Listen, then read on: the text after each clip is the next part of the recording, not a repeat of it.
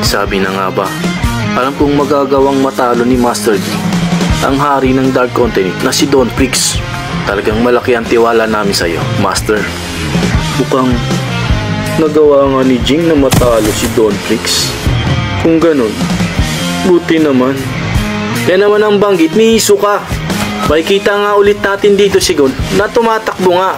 At kasama nga dito si Killua. Papunta nga sila kung nasaan nga etong sila Jing.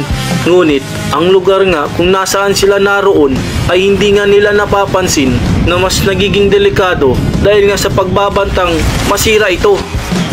Ngunit dahil nga sa pagkasaya at pagkagalak nila ay hindi nga nila ito napapansin. Aba, Jing, sila Gon, papunta na rito. Buti naman at okay lang sila. Banggit nga dito ni Akuma. Oo, buti na lang ay tamang-tamang pagdating ni Razor para alalayan sila. Banggit naman ni Jing kausap etong si Akuma. Ngunit, ano ito? Mukhang panganib na naman ba? May kita nga natin dito na bumabangon nga eto nga si Don Prix.